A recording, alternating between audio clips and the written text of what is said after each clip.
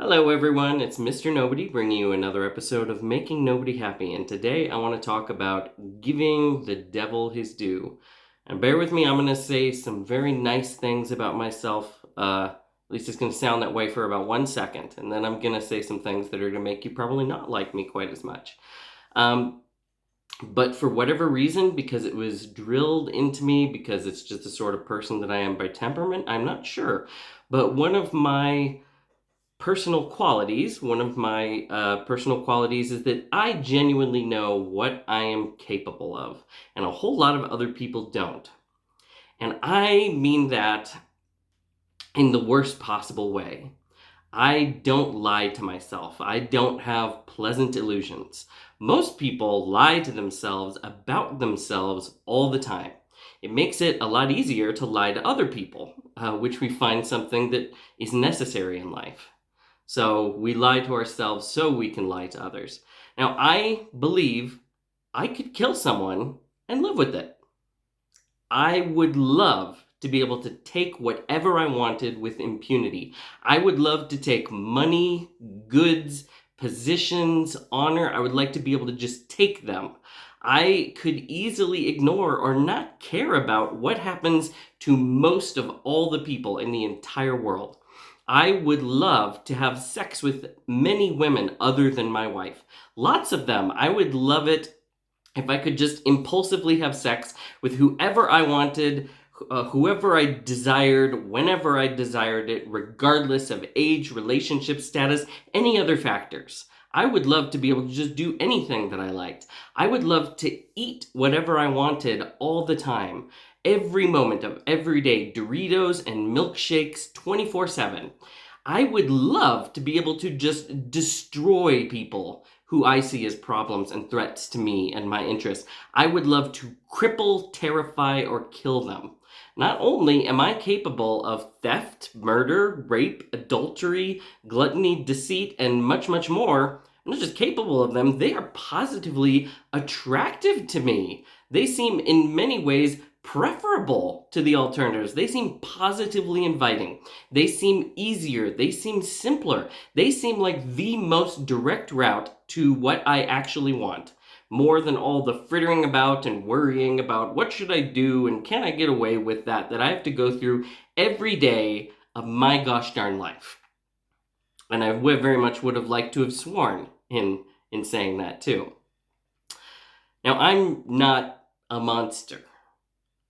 I'm human. I'm average. I'm quite convinced of that. By psychology, by philosophy, by history, it's not only me that wants these things. It's not only me that is capable of them. It's humanity.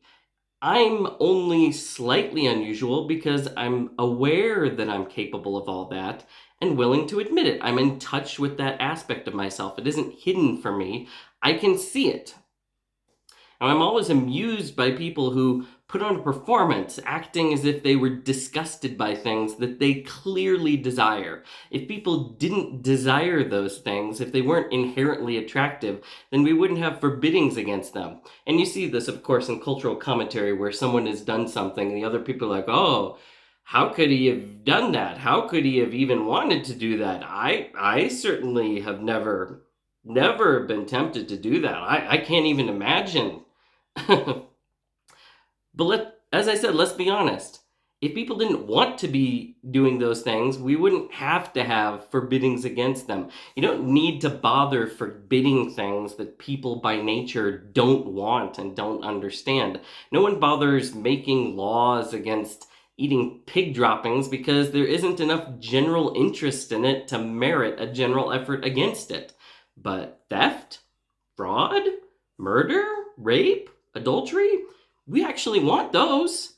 And yes, there are plenty of things that we wouldn't want done to us.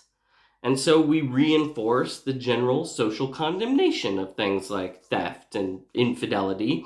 But we forbid them because we don't want them to happen to us, not because we don't want to do them.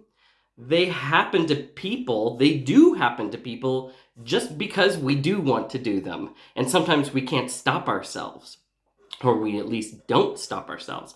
We would love to be able to do those things with impunity, absent the larger, consequences. But we would hate for anyone else to be able to do them to us with impunity. We would love it if none of the rules applied to us, but we would hate it if the rules didn't apply to other people. And so that sort of traps us in the bargain and the performance that we're in. Even people who seem and put up this appearance of being totally harmless, just the most harmless, decent little people, deep down, deep down, they're human. They are dangerous. They're terribly dangerous. They just need the right incentives. They need the right situation. They need the right motivation. They need the right opportunity. People who are deeply in the thrall of the social pressures around them can't admit that internal danger to themselves as too much of a threat to their position in the group. So they maintain the illusion of their propriety so well that they even fool themselves into thinking what wonderful, decent people they are, that they could possibly never go wrong in the ways that these other bizarre, inhuman creatures do. But the capacity is there, deep down in everyone, because that's what it means to be human, to have that choice, to even have those desires, to have to navigate that. What it means to be human is to be someone who could. I could do that. We may not, but we are capable. We have choice. And we may only be awaiting the opportunity or the necessity to make choices that we never imagined. So maybe we need to reconsider what our view of ourselves is.